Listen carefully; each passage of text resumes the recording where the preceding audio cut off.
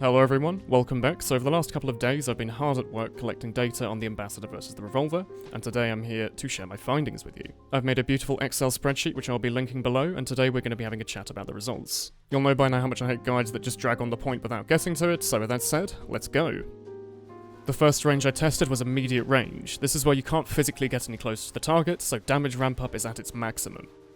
The results of this might surprise some of you actually. Turns out that the Revolver is just straight better than the Ambassador. Even though at this range the Ambassador is identical to the previous version, it just turns out the Revolver's always been slightly better. And on the plus side, the Revolver is much easier to aim. You hold down left click and spam body shots. The Ambassador you still have to wait for that 1 second headshot, so at this range, I'd say the Revolver's definitely better.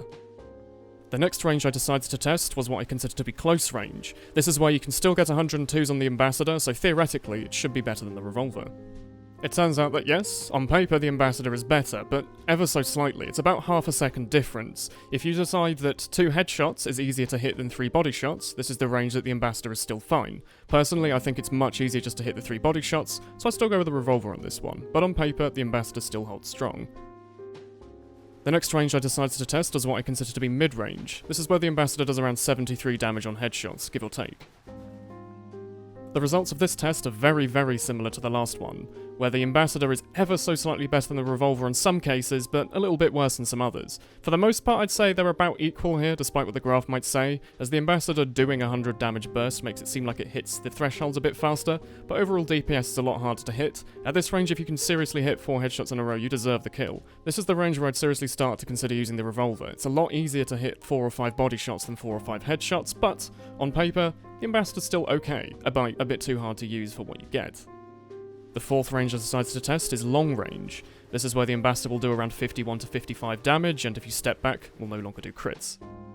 And finally, is this the Ambi's big break? It looks like, on paper, a direct upgrade almost across the board versus the Revolver, except for one minor fact. The upgrade is ever so slight, and in order to get this ever so slight upgrade, you have to hit around 6 or 7 consecutive headshots. If you can seriously do that, then please immediately go sign up for Prem. There's pretty much no one in the world that can do that consistently, to the point that it makes the Ambi better than the Revolver by any regard. And finally, we're going to be testing max range. This is where both the Ambi and the Revolver no longer do any less damage, and the Ambi can't do headshots.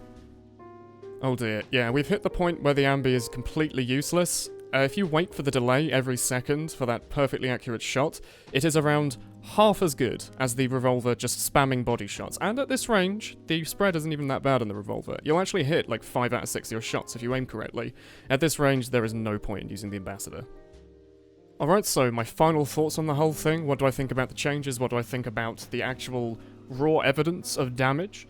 It's crap, to be honest. I think the weapon's really bad. It's very hard to use compared to the Revolver, considering on most ranges, if you do get any bonus, it's quite literally fractions of a second, if that. If you are able to hit all of these headshots instead of the body shots, then feel free, go nuts. If you still find the weapon fun, go nuts. But if you're trying to use it in a serious setting, or you'll want to be really, really good and use the best weapon, I seriously think the Ambassador is probably the worst weapon that Spy has right now. Even worse than the Enforcer. I genuinely think, if they want to nerf it, fine, whatever. I think it's a bit weird to nerf it at the same time as the Dead Ringer, but if they do really want to nerf it, nerf the spammability. Make it so, you know, it has way less cloak on it, or something, or shooting it reduces your cloak. I don't know. Make it so it's harder for bad spies to use, but don't make it so it's impossible for good spies to use. The whole point of the thing was that you could practice with it and get really good, and not very many people could, so it's a little bit of a shame that they've basically removed it, but, you know, hopefully Valve will look at it. We don't know if they will, but until then, I hope this video has been very helpful. It's been a little bit of an eye-opener, because, I mean, at some ranges, it still does some damage. If you do get 3 headshots in close range on a pyro, you will kill him. It's just at that range, would you rather do 3 headshots or 4 or 5 body shots? It's up to you to decide that. Personally, body shots are a lot easier to do, but again, I will leave that up to you. Oh yeah, and a small disclaimer, this entire test was very, very, very, very much done by me, and I'm a human being, I make errors, so I apologise if there's been any errors in the sheet, but for the most part, it should be fairly accurate. Please do take everything with a pinch of salt. Some things are a little prone to human error, but for the most part, things are fairly accurate. If you like, feel free to make your own assumptions, feel free to make your own experiments, go nuts. But I think this has shown that on paper, even if you have an aimbot, the Revolver's still probably better than the Ambassador. Thank you, and goodbye.